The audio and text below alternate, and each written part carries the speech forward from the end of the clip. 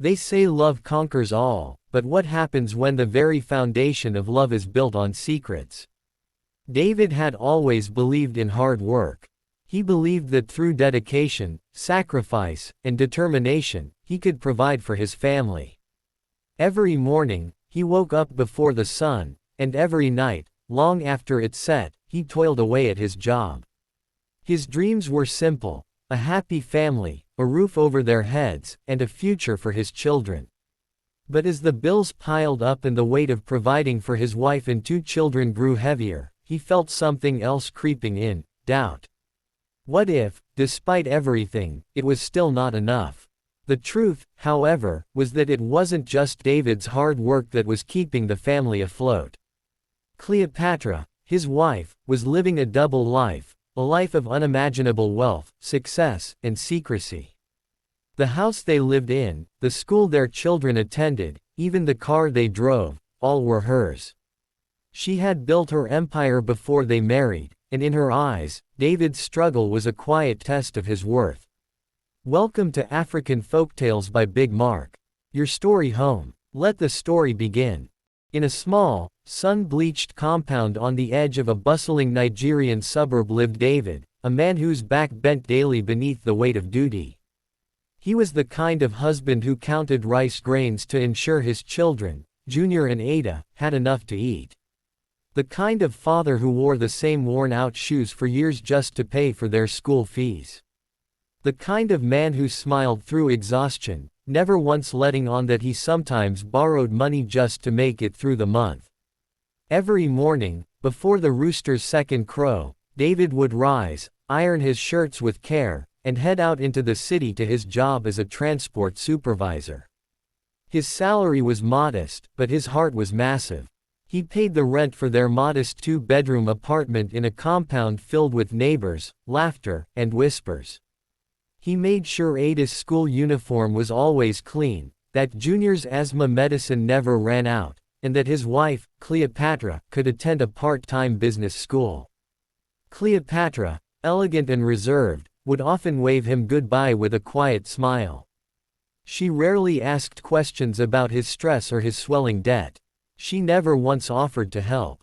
To David, she was simply a supportive wife, content to let him lead, and perhaps just not business-minded enough to understand the family's financial strain.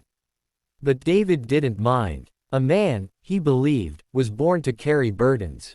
What he didn't know was that his wife had been hiding an entire kingdom behind a curtain of silence.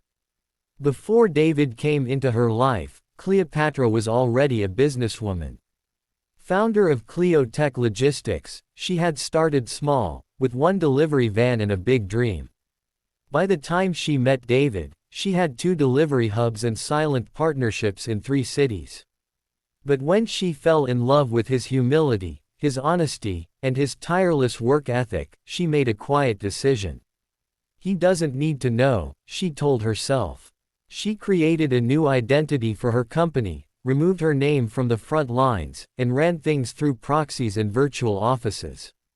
All the while, she watched her husband wake at dawn and return at night with tired feet and a hopeful smile. She let him pay rent on a house that she owned, purchased under a different name. She let him struggle to pay for the children's school, a school she co-founded anonymously. And when he borrowed from a faceless lender, it was her logistics company that fronted the cash through a shell company. She even approved the interest rates. Why? Perhaps she believed she was testing his loyalty.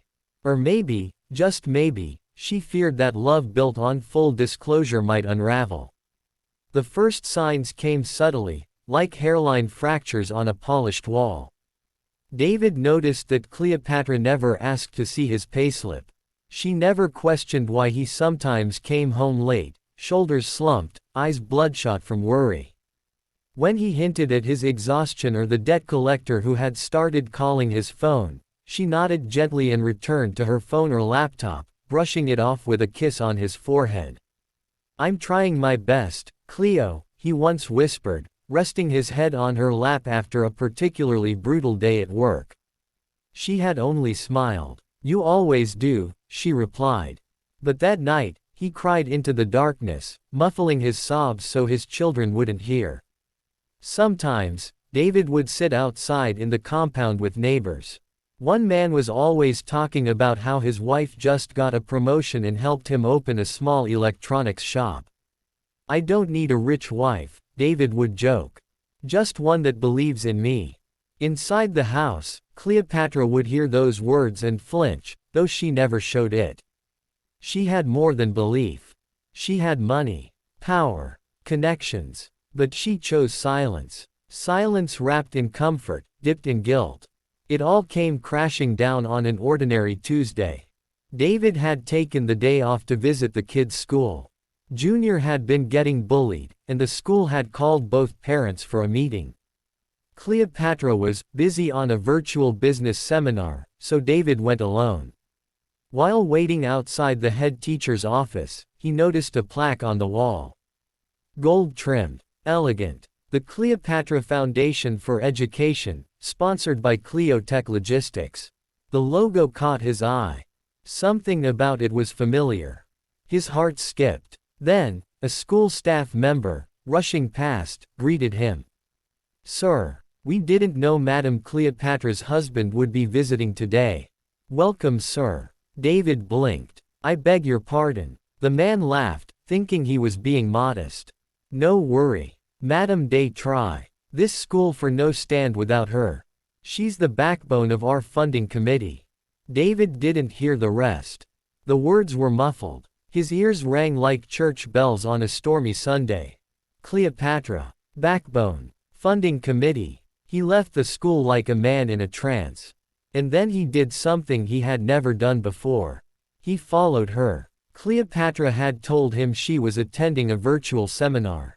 But instead, she drove out, elegant in a fitted blue gown and low heels, and arrived at a gated office complex across town. David parked across the road and watched her enter.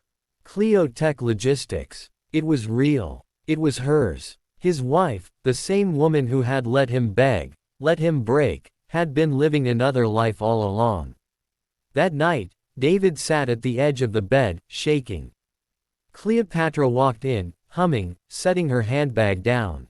"Cleopatra," he said, voice raw. She turned, startled by the tremble in his tone. "I went to the kids' school today." She froze. "They called you the backbone of the foundation." Silence. "I followed you, Cleopatra." More silence. "I saw your office. I saw your company. Your name is on everything." Cleopatra closed her eyes slowly, her chest rising with a quiet, tired sigh. "You were never supposed to find out like this," she whispered. David stood up, his fists clenched at his sides. "Then how, Cleopatra? When? After I die from ulcer and stress. After the debtors drag me out of this house you own and let me pay rent for." Tears welled in her eyes.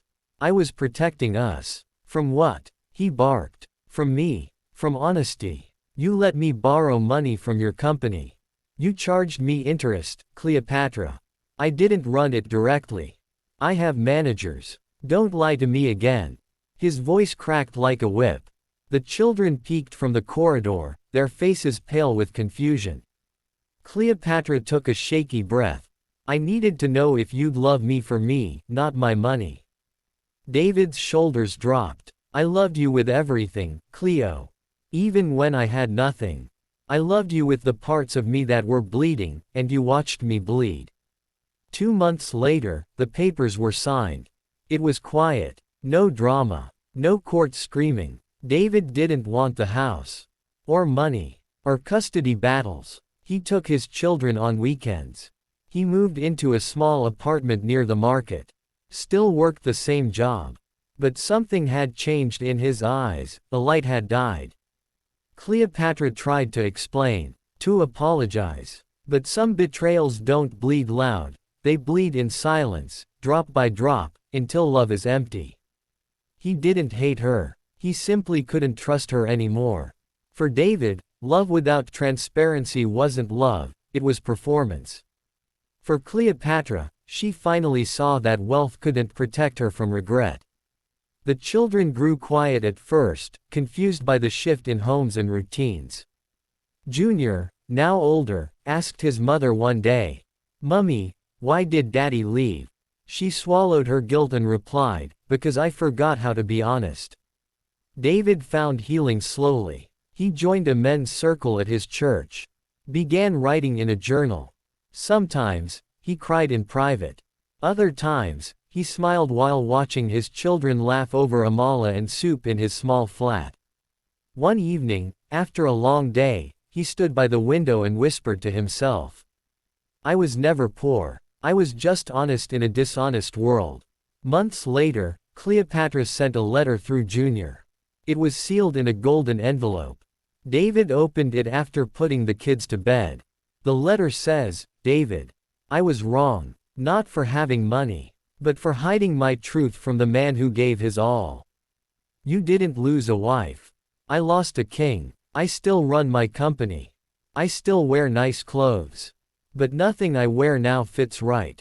I'm sorry. I was afraid of love, of being vulnerable, of losing control. But the only thing I lost was you. Cleopatra." David folded the letter, placed it in his drawer, and whispered a prayer. Not for reconciliation, but for peace.